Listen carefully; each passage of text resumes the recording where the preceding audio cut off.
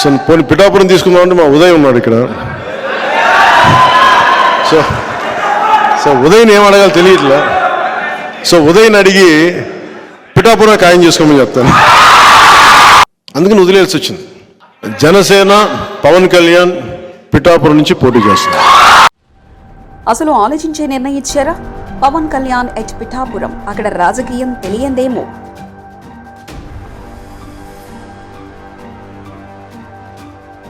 తూర్పు గోదావరి కష్టమైనదా? టీడీపీ జనసేన పార్టీకి కలిసొస్తుందా?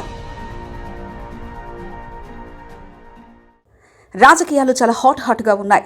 ఎన్నికలు దగ్గర పడే కొద్దీ పొలిటికల్ హీట్ పీక్ స్టేజ్లోకి చేరుతుంది. గెలిపే లక్ష్యంగా అధికార వైఎస్ఆర్సీపీ, ప్రతిపక్ష కూటమి ప్రణాళికలు రచిస్తున్నాయి. ఇక గురువారం ఏపీ రాజకీయాల్లో కీలక పరిణామం చోటు చేసుకుంది.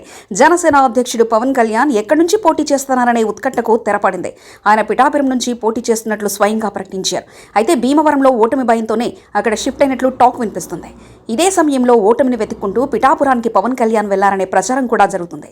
అందుకు కొన్ని గణాంకాలు కూడా చూపిస్తున్నాయి. మరి ఉమ్మడి తూర్పు గోదావరి జిల్లా, ప్రస్తుత కాకినాడ జిల్లాలో అతి ముఖ్యమైన అసెంబ్లీ స్థానాల్లో పిఠాపురం ఒకటి. ఇక్కడి రాజకీయం చాలా భిన్నంగా ఉంటుంది. అలానే ఈ నియోజకవర్గంలో కాపు ఓటర్లు అధికంగా ఉంటారు. దాదాపు 90,000కు పైగా ఓటర్లు కాపులే ఉన్నారు. అందుకే ఇక్కడ పోటీ చేసే అభ్యర్థులు సైతం ఈ సామాజిక వర్గానికి చెందిన వారే ఉంటారు. తన సామాజిక వర్గం ఎక్కువగా ఉన్న పిఠాపురం నుంచి 2024 ఎన్నికల్లో పోటీ చేయాలని పవన్ భావించారు. గత కొన్ని రోజులుగా దీనిపై అనేక చర్చలు జరిగినా చివరకు అక్కడి నుంచే పోటీ చేస్తున్నట్లు పవన్ కళ్యాణ్ స్పష్టం చేశారు. అయితే ఇక్కడ పవన్ కళ్యాణ్కి గెలుపు చాలా కష్టమనే అభిప్రాయాలు వ్యక్తమవుతున్నాయి. ఒక్కసారి పిఠాపురం అసెంబ్లీ వివరాలు చూసినట్లయితే టాలీవుడ్ మెగాస్టార్ చిరంజీవి 2009లో ప్రజారాజ్యం పార్టీ స్థాపించి ఎన్నికల్లో పోటీ చేశారు. ఈ సందర్భంలో చిరంజీవి 18 స్థానాల్లో విజయం సాధించారు. అలా ఉమ్మడి ఏపీలో పీఆర్పీ గెలిచిన స్థానాల్లో పిఠాపురం ఒకటి. ఇక్కడ నుంచి 2009లో వంకా గీత విజయం సాధించారు. ఆ సమయంలో 46,623 ఓట్లు పొందారు. అలాగే 31.19% ఓట్లు సొంతం చేసుకుంది. అప్పట్లో టీడీపీ కాంగ్రెస్లు 2-3 స్థానాలకు పరిమితమయ్యారు. ఆ సమయంలో కాపు సామాజిక వర్గం ఓట్లు మొత్తం పీఆర్పీకి పడ్డాయి. ఇక 2014 ఎన్నికల విషయానికి వస్తే ఆ సమయానికి పీఆర్పీ లేదు.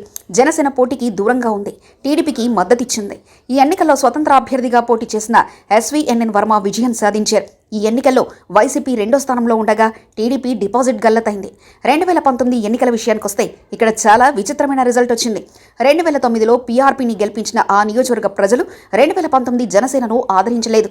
అందుకు కారణం 2009తో తర్వాత జరిగిన రాజకీయ పరిణామాలు. 2019 ఎన్నికల్లో పెండం దొరబాబు వైఎస్ఆర్సీపీ తరపున పోటీ చేసి ఘన విజయం సాధించారు. ఈ ఎన్నికల్లో వైఎస్ఆర్సీపీ 83,459 ఓట్లు పడ్డాయి. అలాగే 44.71% ఓట్లను వైసీపీ సాధించింది. ఇదే సమయంలో 2వ స్థానంలో టీడీపీ, 3వ స్థానంలో జనసేన నిలబడింది. ఈ ఎన్నికల్లో జనసేనకు కేవలం 23,000 ఓట్లు మాత్రమే వచ్చాయి. అలాగే ఓటింగ్ శాతం 15 మాత్రమే జనసేన దక్కించుకుంది. మొత్తంగా 2009లో 31.19% ఓట్లను సంపాదించి పీఆర్పీ 2019లో జనసేనకు 15% పడిపోయింది. అంటే అక్కడి ఓటర్లలో పవన్ కళ్యాణ్ ఫ్యామిలీపై తీవ్ర అసంతృప్తితో ఉన్నారనే టాక్ వినిపిస్తుంది. 2009లో పీఆర్పీని గెలిపిస్తే ఆ తర్వాత తమను పట్టించుకునే లేదన్న భావన అక్కడి ప్రజల్లో ఉందంట. అలాగే 2024 ఎన్నికల్లో వైసీపీ తరపున ఎంపీ వంకా గీత బరిలో ఉన్నారు. ఆమె గతంలో పీఆర్పీ నుంచి గెలిచిన సంగతి తెలిసిందే. ప్రస్తుత నియోజకవర్గంలో వైఎస్ఆర్సీపీ పార్టీ బలం, తన వ్యక్తిగత చరిష్మాతో వంకా గీత గెలుపు అవకాశాలు ఎక్కువగా ఉన్నాయని రాజకీయ విశ్లేషకులు అభిప్రాయపడుతున్నారు. అంతేకాక పవన్ కళ్యాణ్, వంకా గీత ఇద్దరూ ఒకే సామాజిక వర్గం వాళ్లు కావడం, పవన్ కుటుంబానికి 2009 నుంచి ఓటింగ్ శాతం తక్కువగా వస్తుండడం వైసీపీకి అనుకూలంగా ఉందనే టాక్ వినిపిస్తుంది. మొత్తంగా పిఠాపురం అసెంబ్లీ గణాంకాలు పరిశీలించినట్లయితే ఇక్కడ పవన్ కళ్యాణ్ ఓటమి తప్పదనే టాక్ వినిపిస్తుంది. ఇలా పవన్ కళ్యాణ్ ఓటమిని వెతుక్కుంటూ పిఠాపురానికి వెళ్లారని పలువురు అభిప్రాయపడుతున్నారు. మరిన్ని కథనాల కోసం సబ్స్క్రైబ్ చేసుకోండి మీ అక్షర శిల్పం.